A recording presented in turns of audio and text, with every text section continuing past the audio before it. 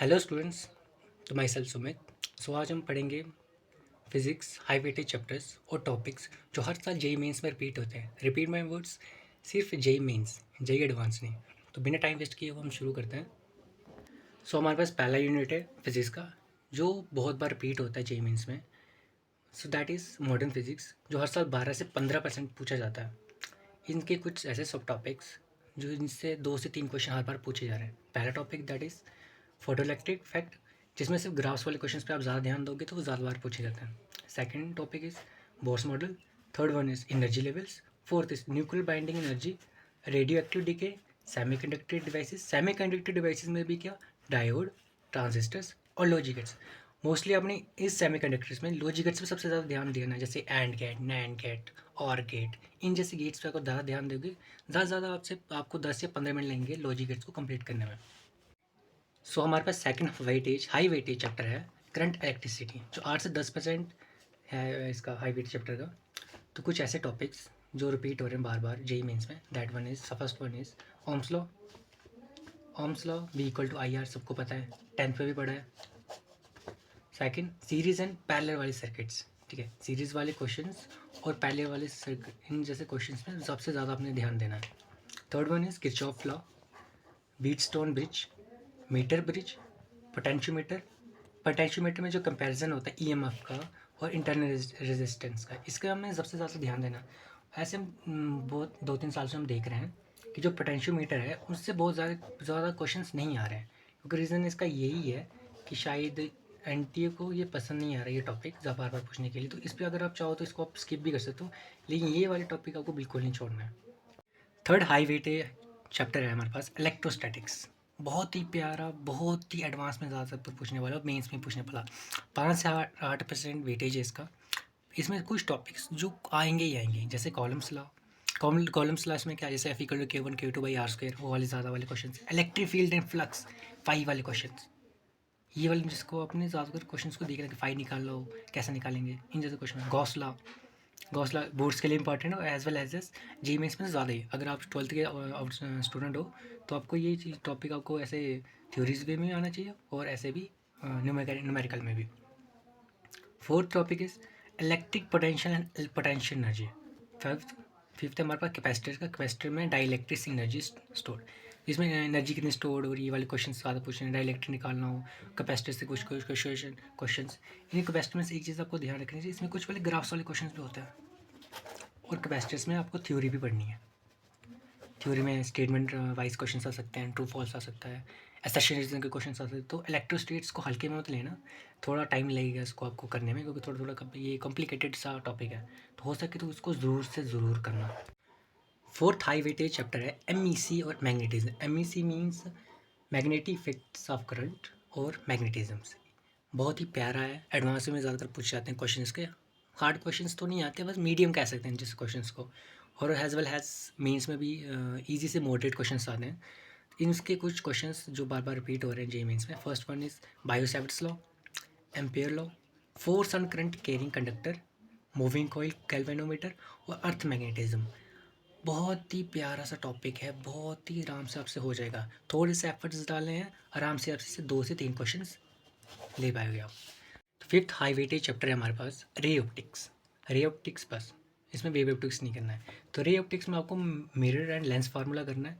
Second one is magnification, refraction, T I R means total internal reflection, और optical instruments. Optical instruments में बस 2 topic, that one is first one is microscope and second one is telescope. बस ये 2 करोगे तो आपके 2 से 3 question, किसी शिफ्ट्स में इससे 4 क्वेश्चन भी आते हैं। जैसे अप्रैल्स वाले सेशंस में ले लो तो रे ऑप्टिक्स का ज़्यादा हाई वेटेज चैप्टर रहता है। तो सिक्स्थ हाई वेटेज चैप्टर है हमारे पास अल्टरनेटिव करंट। छोटा सा टॉपिक है, थोड़े से एफर्ट्स डालोगे मार्क्स ले जाओगे। कुछ topics EC circuits, LCR, resonance, power factor, RMS value और ट्रांसफॉर्मर।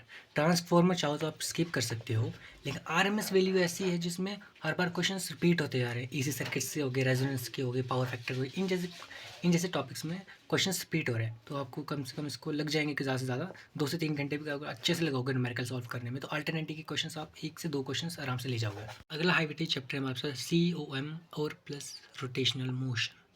रोटेशनल मोशन जिससे हर कोई डरता है, चाहे वो नीट एस्पिरेंट हो या जेईई एस्पिरेंट हो और इनफैक्ट ओलंपियाड वाला क्यों ना हो। ऐसा कुछ नहीं है, सीओ में बस कुछ टॉपिक्स आपसे पढ़ने हैं जो हर बार रिपीट हो रहे हैं। अगर आपकी लग रहा अच्छा, शायद आपकी शिफ्ट्स में आ जाए क्वेश्चंस, एज वेल एज कुछ टॉपिक्स आपको करने ही करने हैं। जैसे सीओ में करना है, M Y means moment of inertia करना है आपने। इसमें बस आपको डिस्को के क्वेश्चंस या रोड वाले क्वेश्चंस हो गए, उनमें आपको ज़्यादा ध्यान देना है। फार्मूला वाइज है, आराम से निकाल लेगा। टॉर्क के क्वेश्चन टॉर्क करना है, टॉर्क वाले क्वेश्चंस करने हैं और रोलिंग मोशंस के। इतना कर लोगे, कम से कम आपके 2 से 3 क्वेश्चंस बन ही जाएंगे, चाहे वो न्यूमेरिकल वाइज में हो या ऑब्जेक्टिव वाइज में हो। ये 2-3 आपने करने बस। हमारा 7th हाई वेटेज चैप्टर है, that one is waves and sound. Actually में ये हाई वेटेज तो नहीं है, पर ये ऐसा टॉपिक है या हम कह सकते हैं चैप्टर है जो हम थोड़े से एफर्ट्स करके इसमें मार्क्स हम निकाल पाएंगे। ज़्यादा कुछ नहीं है, कुछ इक्वेशन हमने पढ़नी है, कुछ इक्वेशन हमने छोड़ देनी है। बस 2-3 टॉपिक हैं जो आप पढ़ेगा और आराम से क्वेश्चन बना सकोगे।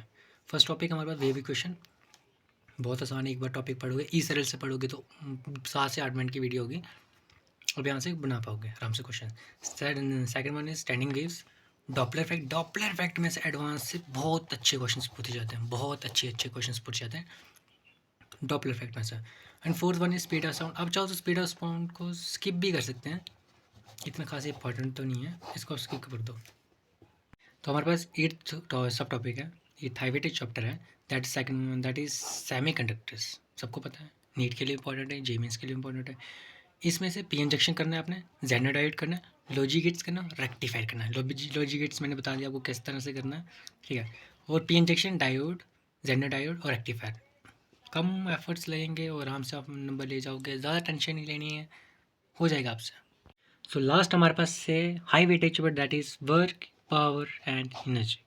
वर्क, पावर, एनर्जी में वर्क एनर्जी थ्योरम करनी है, कंजर्वेटिव और नॉन कंजर्वेटिव फोर्सेस करनी है, और थर्ड वन इज़ पावर। इतना करोगे आपकी 95 परसेंटाइल प्लस आने की गारंटी चांस मैं देता हूँ। बस इतना कर लो, जितना बोल रहा है अच्छे से करना है। फिजिक्स में आप 95 परसेंटाइल प्लस 98 99 आराम से ले आओगे। इतना कर लो, आराम से आपका काम बन जाएगा। ध्यान से बोल रहा हूँ मैं। जैसे आज ये 20 दिसंबर, तो अगर 20 दिसंबर से भी आप पढ़ना स्टार्ट करते हो, टोटल आपके पास 10 चैप्टर्स दिए हैं जो 95 परसेंटाइल आपको जनवरी सेशंस में आराम से ले आएंगे। आप 10 चैप्टर्स 2 दिन लगाओगे, 20 डेज़ में आपका सिलेबस कंप्लीट। जीरो से भी स्टार्ट किया अगर आपने, तो आराम से आप ये 10 चैप्टर्स 20 दिन में कंप्लीट कर सकते हो। 20 दिसंबर 20 दिन लगाओगे, 9th जनवरी, तो 9th जनवरी को आपका सिलेबस कंप्लीट। ध्यान से मार्क माई वर्ड्स, 10 दिन लगाओगे 5 चैप्टर, 20 दिन लगाओगे 10 चैप्टर, और 10 चैप्टर्स में गारंटी देता हूँ आपसे आपका कट ऑफ जे मेंस का आराम से निकलेगा। उसके बाद क्या करना है आपने, कि आपको पता है कि आपका जो फर्स्ट शिफ्ट रहेगी जनवरी सेशंस की, थर्ड वीक में रहती है। दैट इज़ 21 जन को, 21 जन मतलब फर्स्ट शिफ्ट रहेगी। तो अगर आपके पास जब आपका सिलेबस 20 डेज़ में कंप्लीट हो रहा है, 9 जनवरी को कंप्लीट हो जा रहा है, तो आपका टोटल डेज़ बनेगी 12। इन 12 डेज़ में क्या करना है, मॉक रिविजन, कुछ नहीं।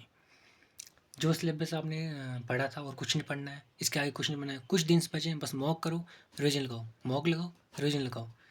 ये करने के बाद आपकी 95 से 90 परसेंटाइल नहीं आएगी तो डिसलाइक कर देना वीडियो को। मार्क माई वर्ड्स, डिसलाइक कर देना अगर आपको 95 से लेके 99 परसेंटाइल नहीं है। अगर ये सब करने के बाद भी जो चैप्टर्स मैंने आपको बताए हैं ध्यान से करने हैं और अच्छे से करने हैं। रिपीट माई वर्ड्स, जो टॉपिक बताए, एक टॉपिक होगा, कुछ नहीं जा रहा है, बस 15 मिनट लग रहे हैं, 20 मिनट लग रहे हैं, आधा घंटा लग रहा है, घंटा लग रहा है, 2 घंटे लग रहे हैं, बस करने हैं। करोगे तो चैप्टर्स हो जाएगा। कोई चैप्टर मैंने को हार्ड नहीं दी, कोई आपको मैंने इसका मैकेनिक्स का कोई चैप्टर्स नहीं दिए। मैकेनिक्स के चैप्टर्स आएंगे, एब्सोल्युटली आएंगे वो क्वेश्चंस, पर मैं आपको वो चैप्टर्स बता रहा हूँ जो आने ही आने और रिपीट होते जा रहे हैं। तो best of luck January sessions के लिए। और ऐसी अगली वीडियो के लिए, केमिस्ट्री की वीडियो में अगली वीडियो में ले आऊँगा।